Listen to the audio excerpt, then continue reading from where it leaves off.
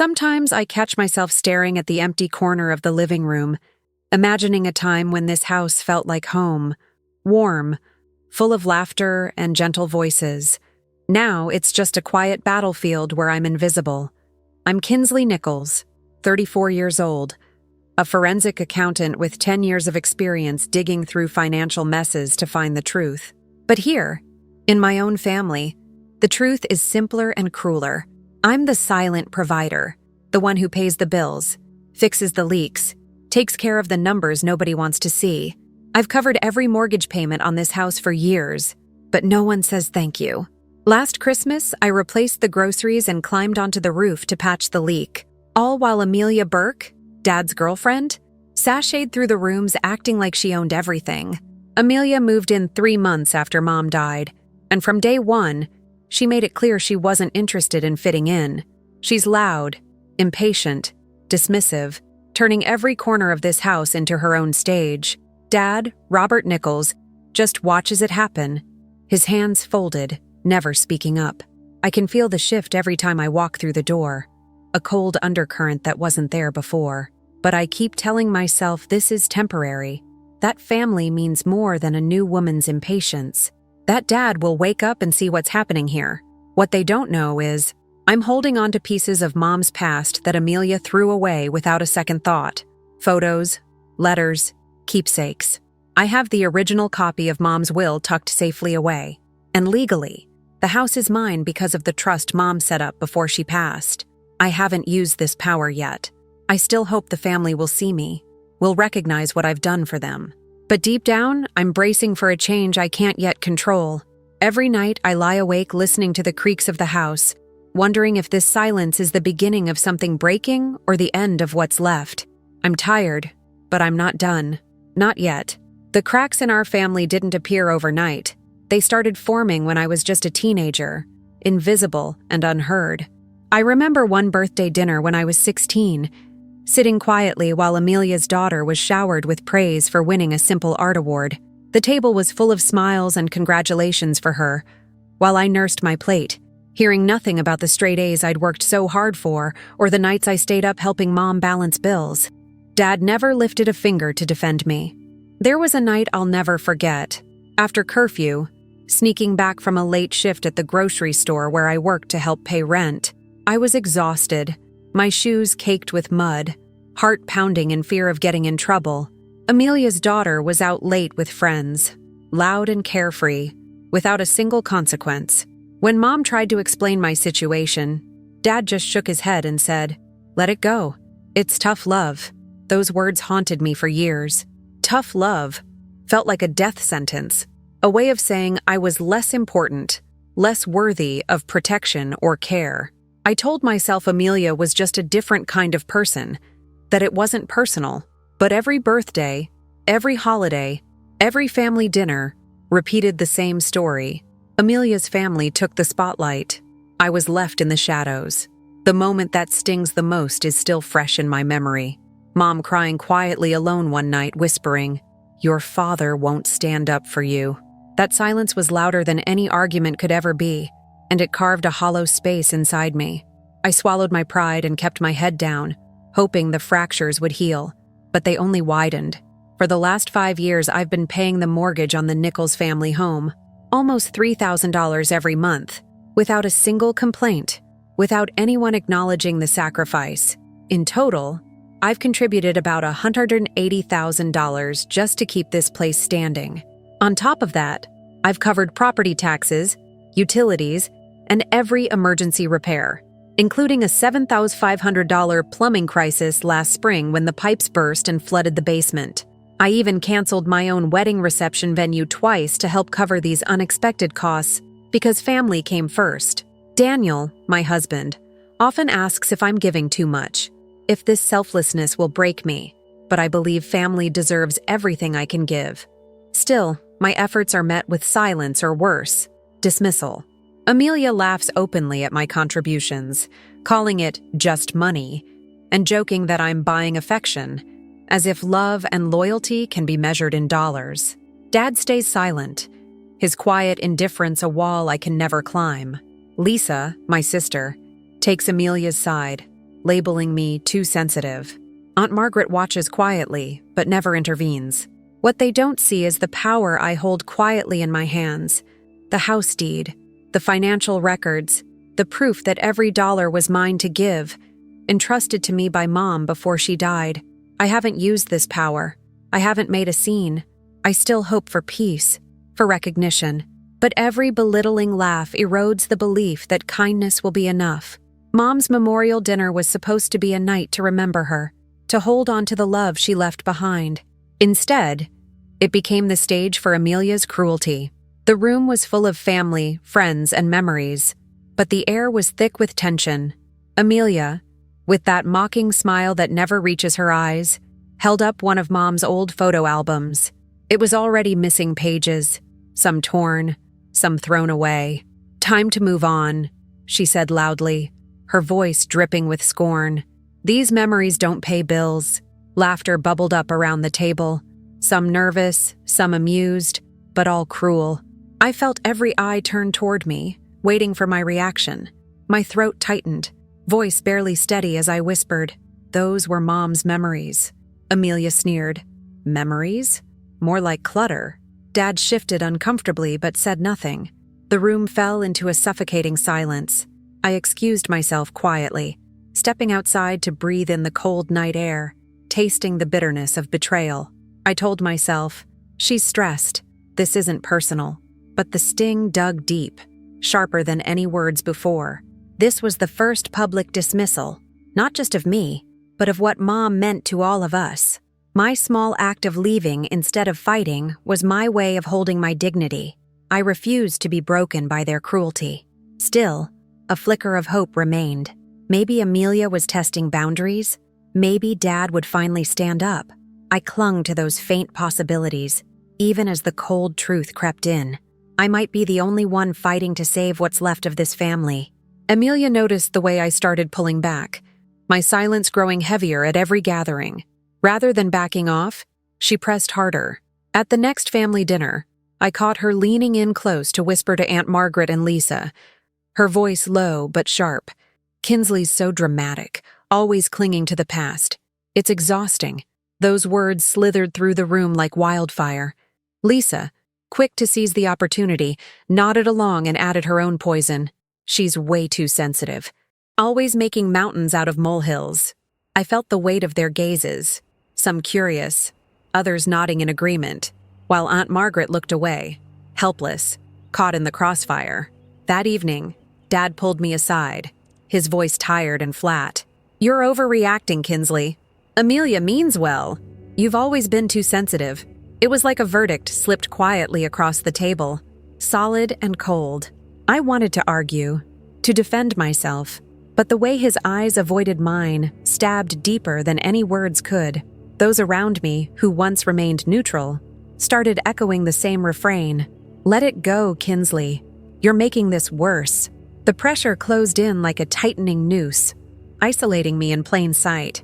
Doubt began to gnaw at me. Was I really the problem? Was I spinning this into something bigger in my mind? The gaslighting was subtle but relentless, chipping away at the foundation I'd built so carefully. Still, I refused to surrender my truth. I knew what I felt, and I knew Amelia's push wasn't accidental. Dad's silence only emboldened her, and the family's shift made it clear I was becoming an outsider in the place that should have been my sanctuary.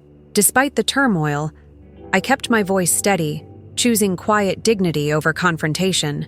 I withdrew from the group chats, muted notifications, tried to protect what little peace I could find. But every time Amelia crossed a line, I saw it more clearly. She wouldn't accept any resistance without a fight. The battle wasn't just about respect, it was about control, and she intended to win. Determined to salvage what I could, I asked Dad for a private conversation.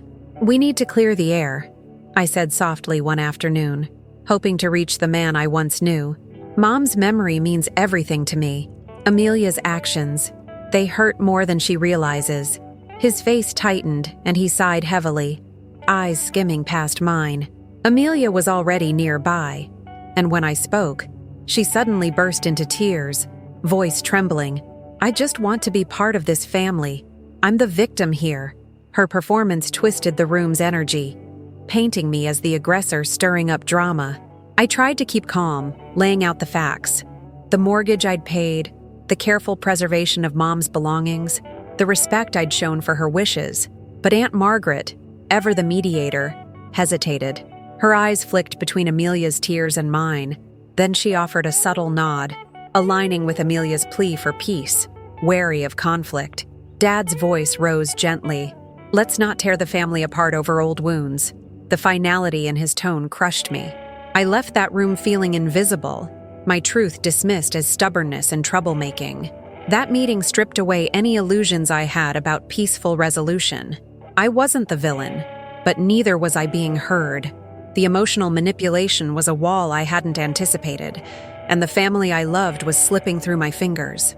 Walking away, I felt the weight of what was lost, and the harsh truth settled in. Sometimes, spoken words aren't enough to heal what's broken. The real damage escalated at a company holiday party, where Amelia crossed a line I hadn't expected. Amidst colleagues and laughter, I caught her sneering to a small group.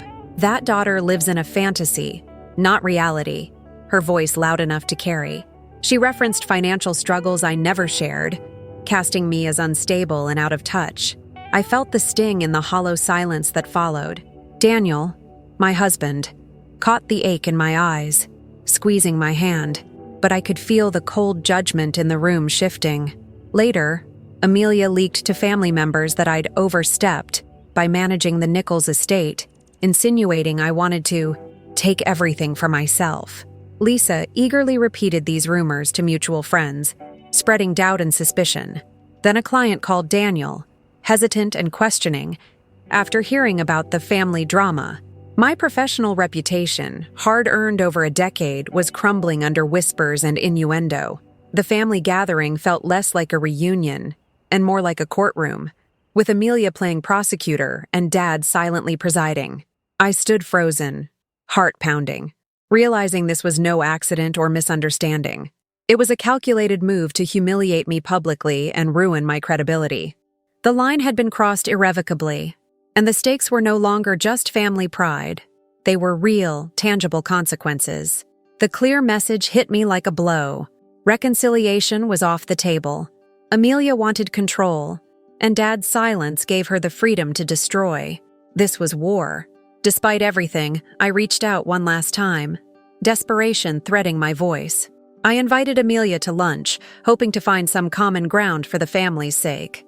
I spoke openly. "I want us to respect each other. We don't have to be enemies." I laid bare my needs: respect, cooperation, and a chance to honor Mom's legacy together. I even offered to help with the estate matters, to ease tensions and share responsibilities. She smiled, but it was cold, void of warmth. "I don't want to build anything with you," she said flatly. "This house, this family, it's mine now." Her words landed like shards of ice. Dad sat nearby, silent, letting her rejection stand unchallenged. I offered peace and understanding, only to be met with disdain and mockery. That moment shattered something inside me. The vulnerability I showed was weaponized against me. I left that lunch feeling hollow but clear-eyed.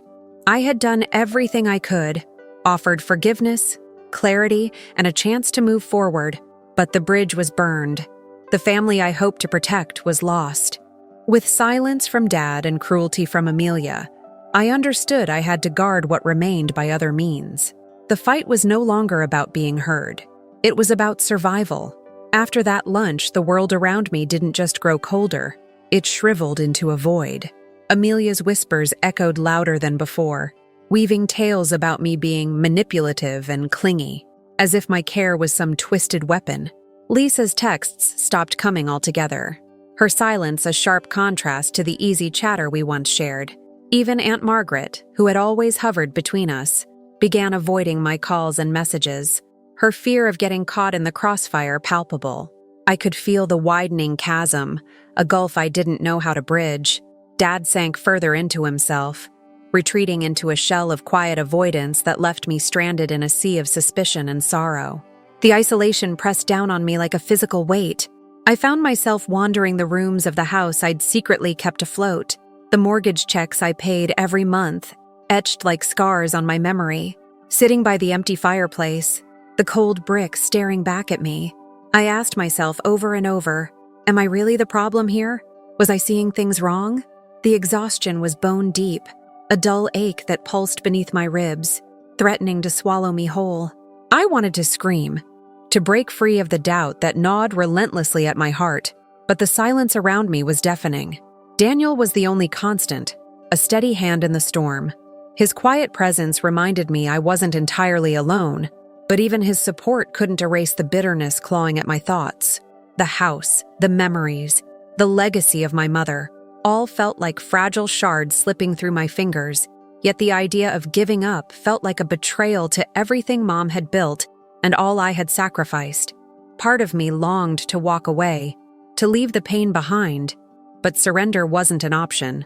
Not yet. As I sat there, staring into the cold hearth, something inside me began to shift. The fog of confusion and hurt started to clear, replaced by a simmering resolve.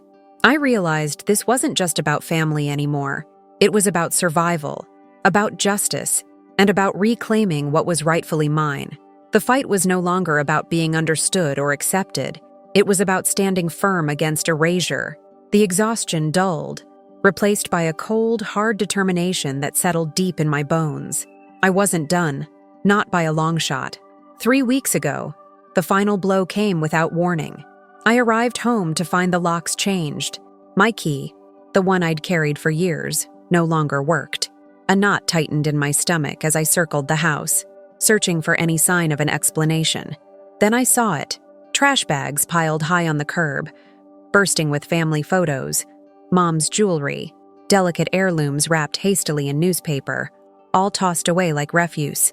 Neighbors watched as Amelia stood at the front door, her voice loud and triumphant.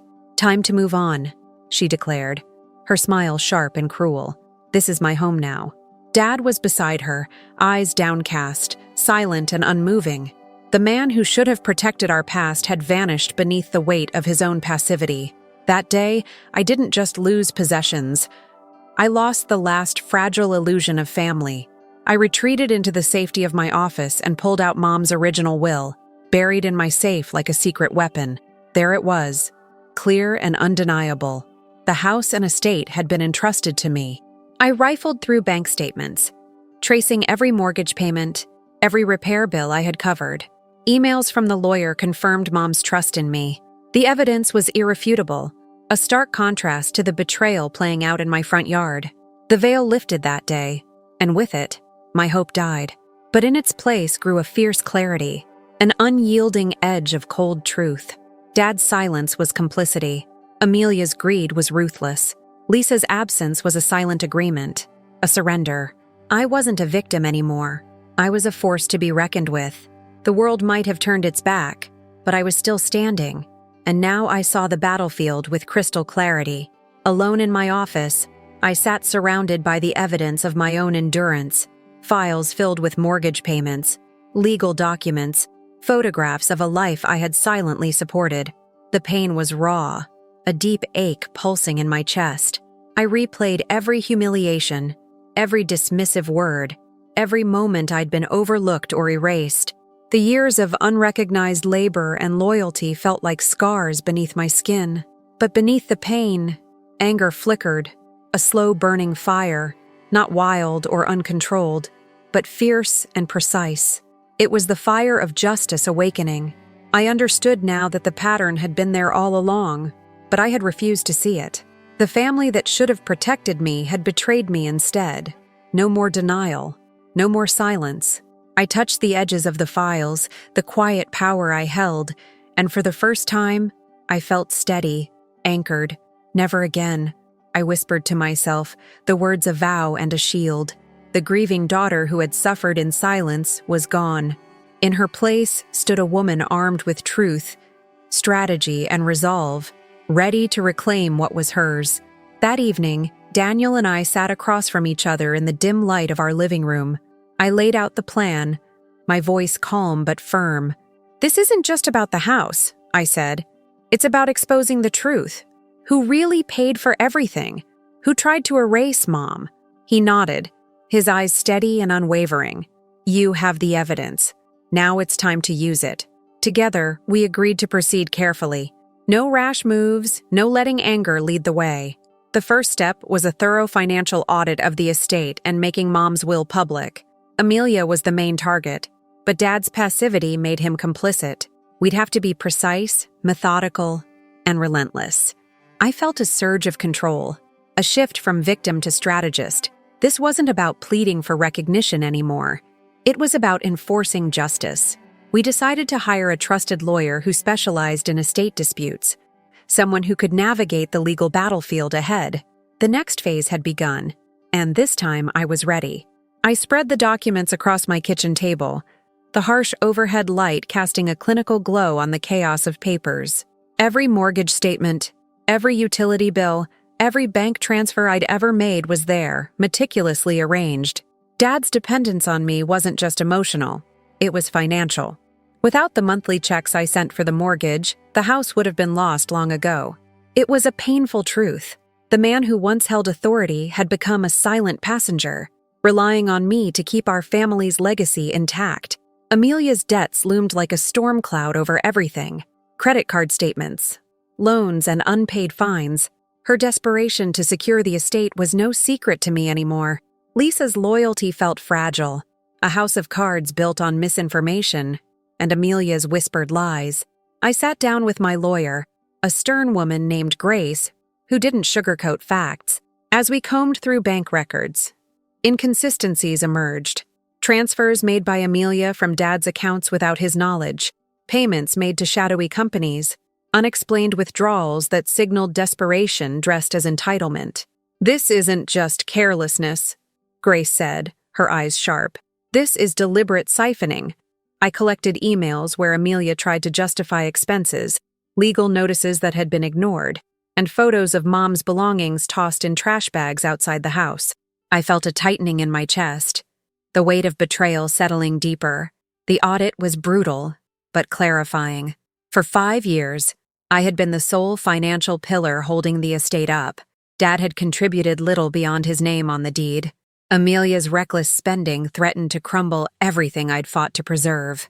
Their supposed power, Amelia's dominance, Dad's ownership, was an illusion resting on the fragile foundation of my silent sacrifice. This realization was both bitter and empowering. For the first time, I didn't see just memories in those walls, but leverage, a weapon forged from truth and resilience. As I filed the evidence meticulously, my hands trembled.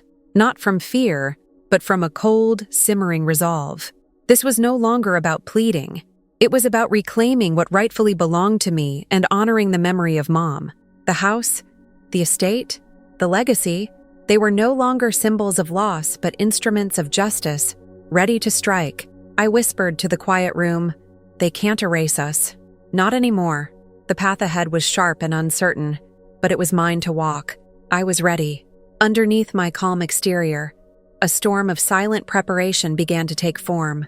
I changed every password I could access, joint bank accounts, utility portals, email addresses linked to estate management.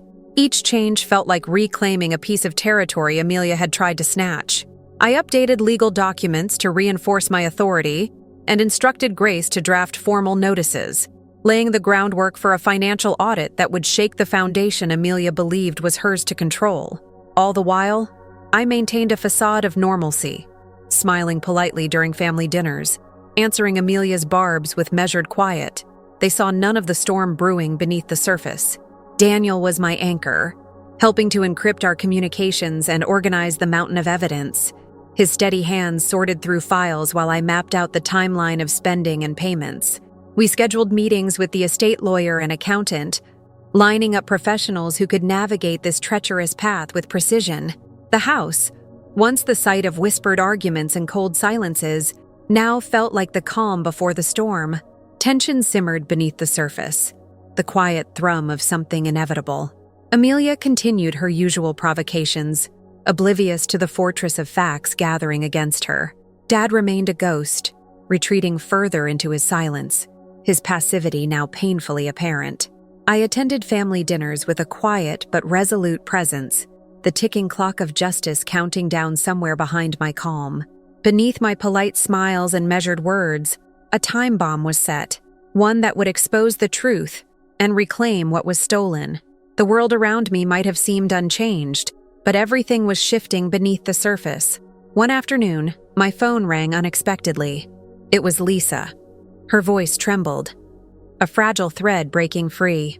"Kinsley, I've found something you need to see," she said, her words carrying both fear and relief. When she handed me the folder, I felt my heart race. Inside were emails and bank transfer copies, proof that Amelia had been secretly siphoning money from Dad's accounts for years. Money meant for the estate, for Mom's care, stolen piece by piece. Lisa confessed with tears, "I was blinded by her manipulation, but I can't ignore this anymore." The shock hit me hard. The sister who had ignored my pain was now an unexpected ally. Her defection was a lifeline. Lisa's testimony could validate my audit and expose Amelia's deceit in full. The weight of our shared history, the years of silence and misunderstanding, seemed to dissolve in that moment. This evidence wasn't just about finances. It was the clearest betrayal of trust. The financial wounds ran deeper than I'd imagined, and the urgency surged. With Lisa's support, I gained moral and strategic superiority. The family's fragile facade began to crack, revealing the rot beneath. Amelia was no longer a mere interloper. She was a thief actively dismantling everything we had fought to protect, with Dad's passive enablement adding insult to injury. The revelation shifted the balance completely. I felt a cold clarity settle over me. Lisa's courage gave me strength, a reminder that even the most broken bonds could find redemption in truth. Together, we were no longer isolated voices, but a force demanding justice. The fight was no longer just mine, it was ours. We began our campaign by formally notifying Amelia and Dad of the impending financial audit. The letter, drafted with precision and legal weight, demanded immediate access to accounts and property records. Amelia's confident smirk faltered when she received it, a crack in her carefully constructed armor. I stopped all voluntary financial support. No more mortgage payments, no more upkeep funds. The house, once pristine and cared for, began to show neglect, the lawn uncut, repairs delayed. Bills piled up, contractors turned away, and Amelia faced consequences she had never anticipated. Rumors started circulating quietly among family and neighbors. Amelia's grip on control felt shaky, though she didn't understand why. Dad's passivity became glaringly obvious as he avoided any conversation about the estate, retreating further into silence. Daniel noticed the shift in me, calm, methodical, unshakable. I was no longer the hurt daughter pleading for acknowledgement. I was a force wielding cold, irrefutable facts. Amelia's first direct consequences landed hard. Overdue notices slipped through the mail, neighbors whispered about unpaid fees, and trusted contractors refused service without payment. This was only the beginning. The legal and financial gears were turning, and the family felt the change in the air, though none could yet grasp its full force. I stood firm, the weight of years of betrayal now fueling a relentless pursuit of justice. The house, once a battlefield of whispered accusations and silent wounds, was becoming the stage for my reckoning. Step by step, I was reclaiming what was mine. The fight for our family's legacy had entered a new phase, and I was ready to see it through. The day of the family meeting arrived with a weight that pressed against my chest like a physical force. The room was suffocating, the air thick with unspoken accusations and brittle tension. Dad sat by the window, his usual silent self, and Amelia perched beside him, her posture rigid, eyes darting nervously. Lisa stood quietly near Aunt Margaret, her gaze occasionally flickering toward me with something like tentative support. I felt the familiar tightness in my throat, but steadied myself as the estate lawyer called the meeting to order. This was my moment, the moment I had fought tooth and nail to reach. I laid out the audit with deliberate calm, my voice steady despite the storm roaring beneath my ribs. Over the past 5 years, I have paid $180,000 toward the mortgage, I began, sliding bank statements and receipts across the polished oak table. These payments kept the house from foreclosure. I could hear a few gasps. low murmurs rippling through the room as I continued. Here are records showing unauthorized withdrawals made by Amelia from Dad's accounts, amounts that were never accounted for in the estate budget. I watched Amelia's face blanch, her lips parting in stunned disbelief. Then I pulled out the original will, the crisp paper a testament to Mom's unwavering trust. According to Mom's final wishes, I am the sole owner of this house and the estate. This document has been on file with the lawyer since her passing. Silence fell like a shroud. Dad shifted uncomfortably, his eyes fixed on the floor, unable to meet mine or Amelia's. Lisa stepped forward, placing a quiet hand on my arm, her presence a silent but powerful endorsement. I took a breath, voice firm and unyielding. The house and estate belonged to me, as Mom intended. Attempts to erase her memory and steal from this family end today. The room seemed to tilt, the power dynamic shifting like a tide. I felt respect ripple through those gathered, the kind that comes not from loud declarations, but from undeniable truth. Some relatives exchanged glances, nodding subtly. Amelia's veneer of control cracked, her shoulders slumping, her voice reduced to a shaky whisper. This can't be true. I pressed on, setting clear boundaries. There will be no unauthorized access to the property, no interference with the estate's management. Any attempts to undermine these terms will be met with legal action. The air was electric with tension, but I remained composed, the calm eye of a storm that had finally found its purpose. This was my victory, not explosive or vengeful, but precise and just. The aftermath of the meeting rippled through the family like a sudden winter chill. Amelia's world unraveled with a speed that left her reeling. Her frantic calls and messages became a relentless tide of desperation, each one begging for leniency or an opportunity to explain away the evidence. Dad, trapped between his own passivity and the growing accusations, found himself cornered by relatives who could no longer ignore the truth. I could almost hear the cracks forming in his silence. Contractors who once worked unquestioningly for the estate refused to proceed without upfront payment, and bills began to pile high, reminders of debts that Amelia had recklessly accrued. Lisa took tentative steps to rebuild bridges, reaching out to family members she'd alienated during the conflict. She explained her change of heart quietly, but sincerely, repairing some of the damage done by Amelia's manipulations. I kept my own boundaries ironclad, refusing all direct contact except through our lawyers. Daniel was my steadfast partner, sharing quiet moments of reassurance as we watched justice unfold, not in headlines or dramatic confrontations, but in the slow, sure collapse of deception. Family members who had once turned a blind eye now whispered questions and doubts, reopening old wounds, but also clearing the path toward truth. Despite the storm swirling around us, I felt a cold satisfaction settle in my bones, a sense of rightness rather than cruelty. Amelia was no longer basking in false power, but facing the consequences she had tried to avoid. This was about more than money or ownership. It was about respect, about preserving the legacy Mom had entrusted to me.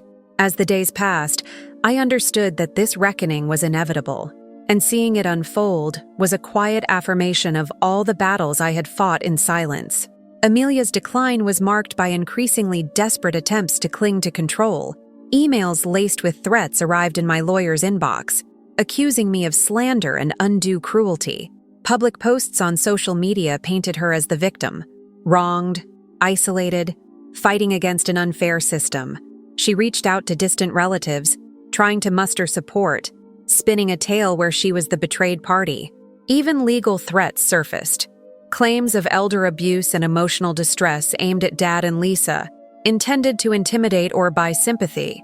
But each attempt was met with prepared, unyielding responses from my counsel, exposing her fabrications and highlighting the truth we'd uncovered.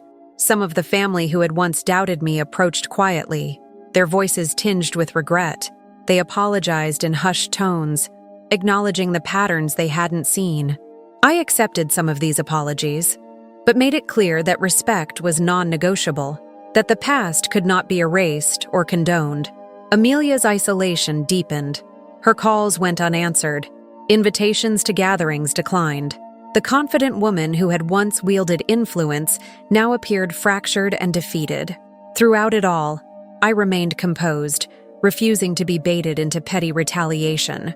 My victory was won through strategy, truth, and unwavering resolve, not through cruelty or bitterness.